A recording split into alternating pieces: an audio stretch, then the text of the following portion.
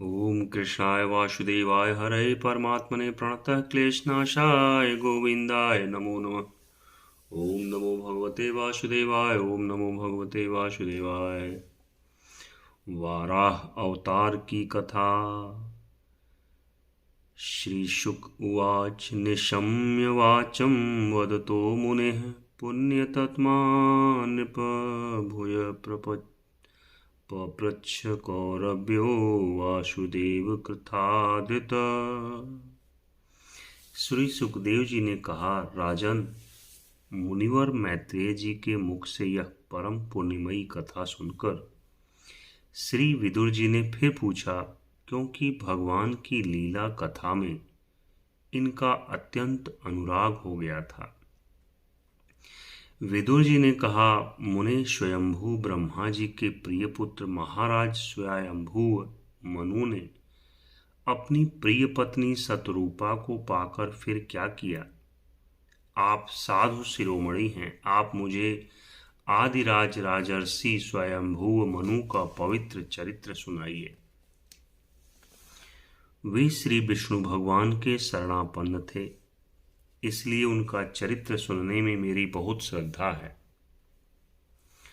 जिनके हृदय में श्री मुकुंद के चरणारविंद विराजमान हैं, उन भक्त जनों के गुणों को श्रवण करना ही मनुष्यों के बहुत दिनों तक किए हुए शास्त्राभ्यास के श्रम का मुख्य फल है, ऐसा विद्वानों का श्रेष्ठ मत है।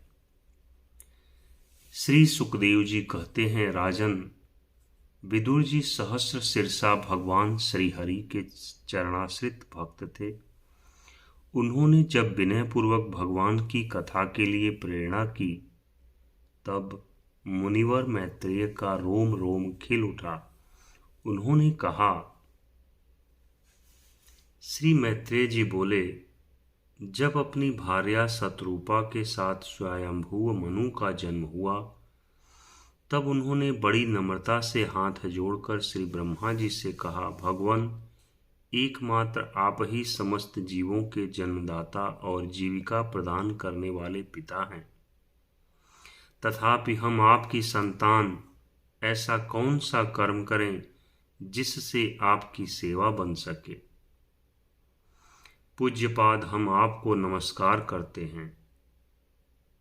आप हमसे हो सकने योग्य किसी ऐसे कार्य के लिए हमें आज्ञा दीजिए जिससे इस लोक में हमारी सर्वत्र कीर्ति हो और परलोक में सद्गति प्राप्त हो सके। श्री ब्रह्मा जी ने कहा, तात पृथ्वी पते, तुम दोनों का कल्याण हो। मैं तुमसे बहुत प्रसन्न हूँ, क्योंकि तुमने निष्कपट भाव से मुझे आज्ञा दीजिए यूं कहकर मुझे आत्मसमर्पण किया है। वीर, पुत्रों को अपने पिता की इसी रूप में पूजा करनी चाहिए। उन्हें उचित है कि दूसरों के प्रति ईर्ष्या का भाव न रखकर जहाँ तक बने उनकी आज्ञा का आदरपूर्वक सावधानी से पालन करें। तुम अपनी इस भार्या से अपने ही समान गुणवती संतति उत्पन्न करके धर्म पूर्वक पृथ्वी का पालन करो और यज्ञों द्वारा श्री हरि की आराधना करो। राजन, प्रजा पालन से मेरी बड़ी सेवा होगी और तुम्हें प्रजा का पालन करते देखकर भगवान श्री हरि भी तुमसे प्रसन्न होंगे। जिन पर यज्ञ मूर्ति जनार्दन भगवान प्रसन्न नहीं होते, उनका सारा श्रम व्यर्थ ही होता है, क्योंकि वे तो एक प्रकार से अपने आत्मा का ही अनादर करते हैं। मनु जी ने कहा, पाप का नाश करने वाले पिताजी, मैं आपकी आज्ञा का पालन अवश्य करूंगा, किंतु आप इस जगत में मेरे और मेरी भावी प्रजा के रहने के लिए स्थान बतलाइए। देव, सब जीवों का निवास स्थान पृथ्वी इस समय प्रलय के जल में डूबी हुई है। आप इस देवी के उद्धार का प्रयत्न कीजिए। श्री मैत्रेय जी ने कहा, पृथ्वी को इस प्रकार अथाह जल में डूबी देखकर ब्रह्मा जी बहुत देर तक मन में यह सोचते रहे कि इसे कैसे निकालूं। जिस समय मैं लोक रचना में लगा हुआ था, उस समय पृथ्वी जल में डूब जाने से रसातल को चली गई। हम लोग सृष्टि कार्य में नियुक्त हैं, अतः इसके लिए हमें क्या करना चाहिए? अब तो जिनके संकल्प मात्र से मेरा जन्म हुआ है, वे सर्वशक्तिमान श्रीहरि ही मेरा यह काम पूरा करें। निष्पाप विदुर जी, ब्रह्मा जी इस प्रकार विचार ही कर रहे थे कि उनके नासा छिद्र से अकस्मात अंगूठे के बराबर आकार का एक वराह शिशु निकला।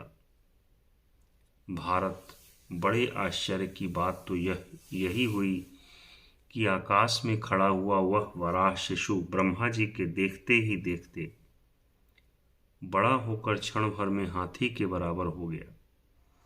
उस विशाल वराह मूर्ति को देखकर मरीचि आदि मुनिजन, सनकादि और स्वयंभू मनु के सहित श्री ब्रह्मा जी तरह तरह के विचार करने लगे। अहो, शूकर के रूप में आज यह कौन दिव्य प्राणी यहाँ प्रकट हुआ? कैसा आश्चर्य है!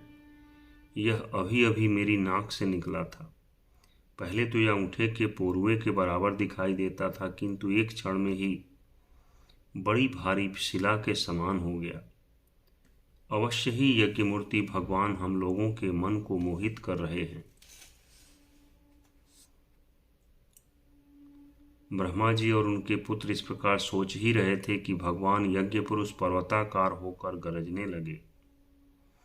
सर्वशक्तिमान श्री हरि ने अपनी गर्जना से दिशाओं को प्रतिध्वनित करके ब्रह्मा और श्रेष्ठ ब्राह्मणों को हर्ष से भर दिया। अपना खेद दूर करने वाली मायामय वराह भगवान की घुरघुराहट को सुनकर वे जनलोक, तपलोक और सत्यलोक निवासी मुनिगण तीनों वेदों के परम पवित्र मंत्रों से उनकी स्तुति करने लगे। भगवान के स्वरूप का वेदों में विस्तार से वर्णन किया गया है, अतः उन मुनीश्वरों ने जो स्तुति की उसे वेद रूप मानकर भगवान बड़े प्रसन्न हुए और एक बार फिर गरज कर देवताओं के हित के लिए गजराज की सी लीला करते हुए जल में घुस गए।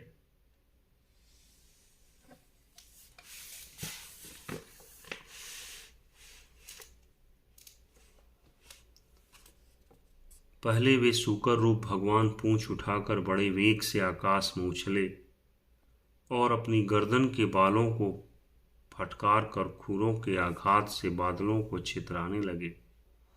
उनका शरीर बड़ा कठोर था, त्वचा पर कड़े कड़े बाल थे, दाढ़ें सफ़ेद थीं और नेत्रों से तेज निकल रहा था। उस समय उनकी बड़ी शोभा हो रही थी। भगवान स्वयं यज्ञ पुरुष हैं, तथापि सूकर रूप धारण करने के कारण अपनी नाक से सूंघ सूंघ कर पृथ्वी का पता लगा रहे थे। उनकी दाढ़ें बड़ी कठोर थीं। इस प्रकार यद्यपि वे बड़े क्रूर जान पड़ते थे, तथापि अपनी स्तुति करने वाले मरीचि आदि मुनियों की और बड़ी सौम्य दृष्टि से निहारते हुए उन्होंने जल में प्रवेश किया। जिस समय उनका वज्र में पर्वत के समान कठोर कलेवर जल में गिरा, तब उनके वेग से मानो समुद्र का पेट फट गया और बादलों की गड़गड़ाहट के समान बड़ा भीषण शब्द हुआ। उस समय ऐसा जान पड़ता था मानो अपनी उत्ताल तरंग रूप भुजाओं को उठाकर वह बड़े आर्तर स्वर से हे यज्ञेश्वर मेरी रक्षा करो इस प्रकार पुकार रहा है। तब भगवान यज्ञ मूर्ति अपने बाण के समान पैने खुरों से जल को चीरते हुए उस अपार जलराशि के उस पार पहुंचे।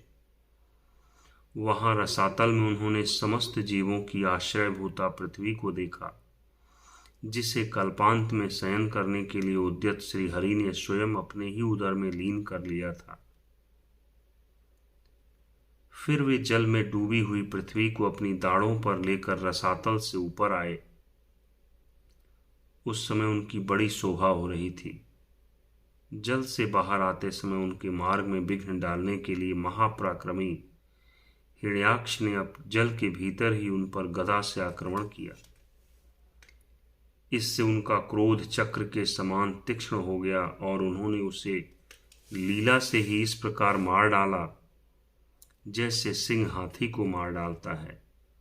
उस समय उसके रक्त से थुथनी तथा कनपटी सन जाने के कारण वे ऐसे जान पड़ते थे मानो कोई गजराज लाल मिट्टी के टीले में टक्कर मार कर आया हो। जघान रुन्धान मसह विक्रमं सलीलयेभं मृगराडिवाम्भसि तद्रक्तपङ्काङ्कितगण्डतुण्डो यथा गजेन्द्रो जगतिं बिभिन्दन्। तात जैसे गजराज अपने दांतों पर कमल पुष्प धारण कर लें, उसी प्रकार अपने सफ़ेद दांतों की नोक पर पृथ्वी को धारण कर जल से बाहर निकले हुए तमाल के समान नीलवर्ण वराह भगवान को देखकर ब्रह्मा मरीच आदि को निश्चय हो गया कि ये भगवान ही हैं। तब वे हाथ जोड़कर वेद वाक्यों से उनकी स्तुति करने लगे।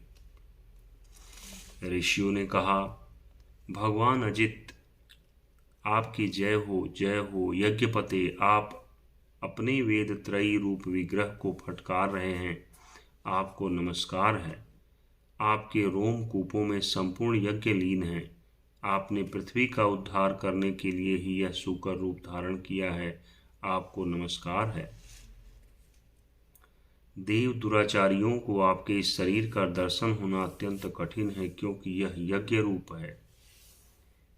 इसकी त्वचा में गायत्री आदि छंद, रोमावली में कुश, नेत्रों में घृत तथा चारों चरणों में होता, अर्धवर्गीय, उद्गाता और ब्रह्मा, इन चारों ऋत्विजों के कर्म हैं।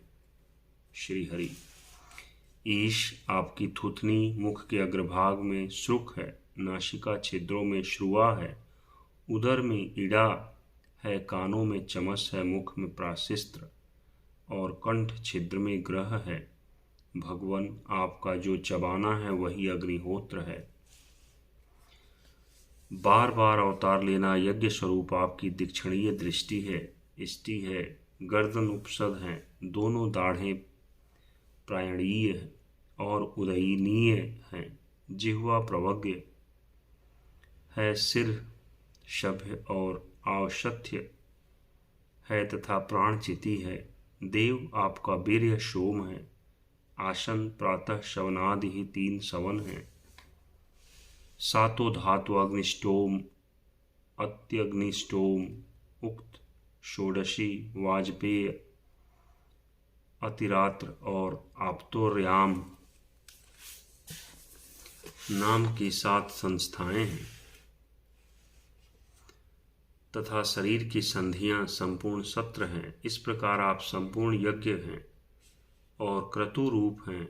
यज्ञानुष्ठान रूप इष्टियां आपके अंगों को मिलाए रखने वाली मांसपेशियां हैं।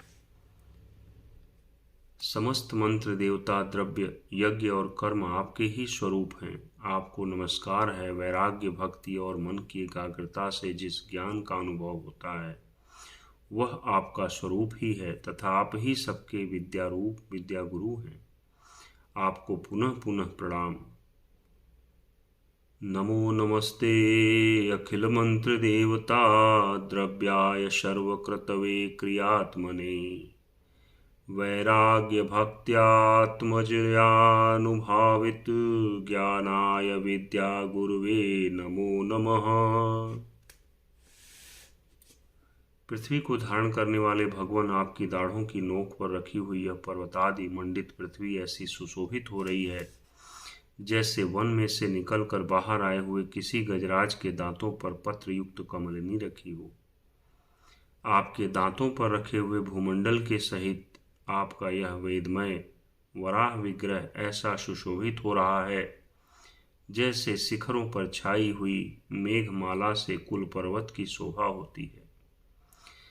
त्रयीमयं रूपमिदं च सौकरं भूमण्डलेनाथ दत्ताधृतेन ते चकास्ति शृङ्गोढगनेन भूयसा कुलाचलेन्द्रस्य यथेव विभ्रमः संस्थापयेनानं जगतां शतस्तुत्सां लोकाय पत्नीमसि मातरं पिता विधेम चास्ये नमशासह त्वया यस्याम स्वतेजोऽग्निमिवार्णवावधा।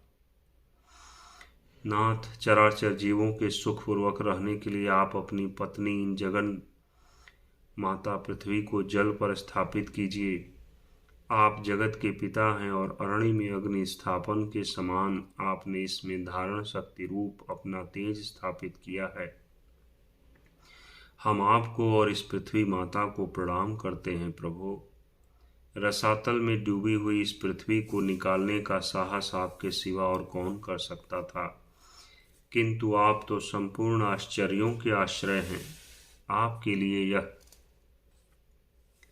कोई आश्चर्य की बात नहीं है। आपने ही तो अपनी माया से इस अत्याश्चर्यमय विश्व की रचना की है।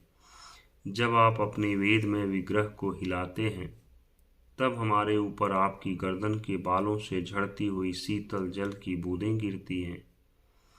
इस उनसे भीग कर हम जनलोक, तपलोक, सत्यलोक में रहने वाले मुनिजन सर्वथा पवित्र हो जाते हैं। जो पुरुष आपके कर्मों का पार पाना चाहता है, अवश्य ही उसकी बुद्धि नष्ट हो गई है, क्योंकि आपके कर्मों का कोई पार ही नहीं है। आपकी ही योग माया के सत्वादि गुणों से यह सारा जगत मोहित हो रहा है। भगवान, आप इसका कल्याण कीजिए। स वै बत भ्रष्टमतिस्तवैसते यः कर्मणां पारकर्मणः यद्योगगमाया गुणयोगमोहितं विश्वं समस्तं भगवन् विदेहिशम्। ओम श्री हरि। श्री मैत्रेय जी कहते हैं, विदुर जी, उन ब्रह्मवादी मुनियों के इस प्रकार स्तुति करने पर सबकी रक्षा करने वाले वराह भगवान ने अपने खुरों से जल को स्तंभित कर उस पर पृथ्वी को स्थापित कर दिया। इस प्रकार रसातल से लीला पूर्वक लाई हुई पृथ्वी को जल पर रखकर वे विश्वक्सेन प्रजापति भगवान श्री हरि अंतर्ध्यान हो गए। ओम श्री हरि। विदुर जी, भगवान के लीलामय चरित्र अत्यंत कीर्तनीय हैं और उनमें लगी हुई बुद्धि सब प्रकार के पाप तापों को दूर कर देती है। जो पुरुष उनकी इस मंगलमयी मंजुल कथा को भक्ति भाव से सुनता या सुनाता है, उसके प्रति भक्त वत्सल भगवान अंतस्थल से बहुत शीघ्र प्रसन्न हो जाते हैं। भगवान तो सभी कामनाओं को पूर्ण करने में समर्थ हैं। उनके प्रसन्न होने पर संसार में क्या दुर्लभ है, किंतु उन तुच्छ कामनाओं की आवश्यकता ही क्या है। जो लोग उनका अनन्य भाव से भजन करते हैं, उन्हें तो वे अंतर्यामी परमात्मा स्वयं अपना परम पद ही दे देते हैं। अरे, संसार में पशुओं को छोड़कर अपने पुरुषार्थ का सार जानने वाला ऐसा कौन पुरुष होगा जो आवागमन से छुड़ा देने वाली भगवान की प्राचीन कथाओं में से किसी भी अमृतमयी कथा का अपने कर्णपुटों से एक बार पान करके फिर उनकी ओर से मन हटा लेगा। ओम नमो नारायणाय। ओम श्री हरि। ओम श्री हरि।